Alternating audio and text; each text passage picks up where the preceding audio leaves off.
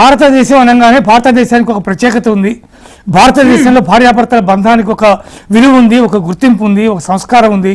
దాంట్లో మనం విదేశీ సంబంధించినటువంటి అంశాలన్నీ కూడా నెమ్మదిగా ఇక్కడ చేరి కల్చర్ని పాడు చేస్తున్నాయని చెప్పి తీవ్రంగా బాధపడుతున్నటువంటి నేపథ్యంలో ఈ రకమైనటువంటి రిలేషన్షిప్ని సమర్థించడం ద్వారా అసలు మ్యారేజ్కి విలువ అనేది లేకుండా పోతుంది కదా.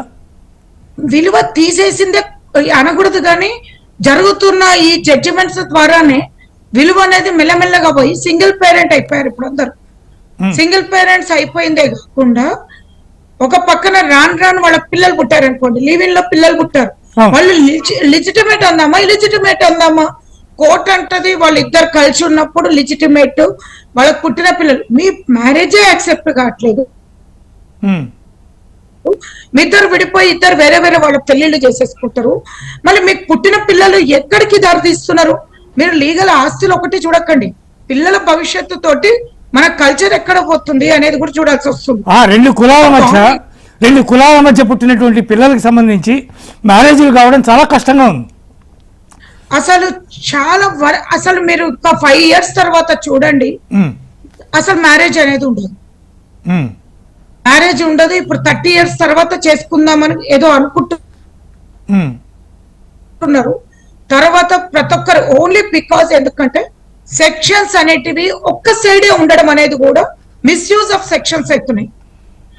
ఎవరినైనా ఒక చాలా బాగా డబ్బున్నాడు ఉన్నాడు అనుకోండి, బాగా డబ్బున్నాడు, ఆమె లేడీ అతనితో ఒక 1 నెల రోజులు ఉందనుకుందాం, లివ్-ఇన్ పెళ్లి చేసుకోదు, ఏం చేసుకోదు.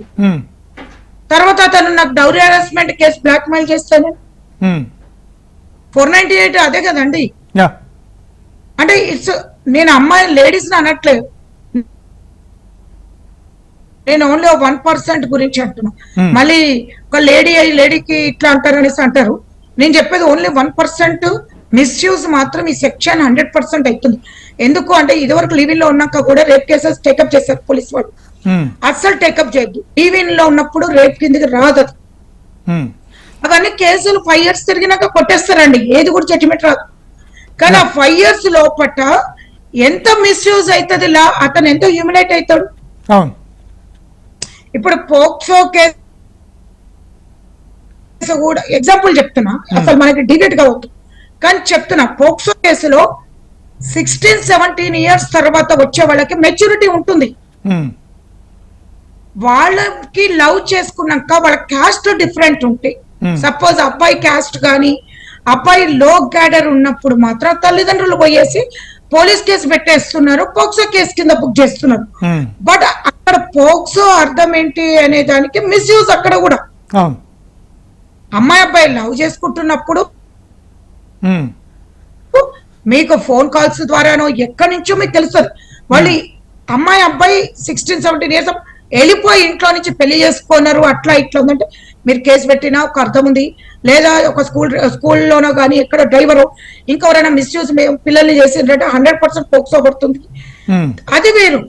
లవ్ చేసుకున్న దాంట్లో అండి, ఇప్పుడు సపోజ్ 1 క్యాస్ట్ వాళ్ళకి నచ్చలేదు అనుకోండి, తీసుకెళ్లి పోక్సో కేసు పెట్టేస్తున్నారు అబ్బాయిని వదిలించుకోవాలని చెప్పి. తర్వాత మళ్ళీ మేజర్స్ అయినాక మళ్ళీ వాళ్ళు పెళ్లి చేసుకుంటున్నారు.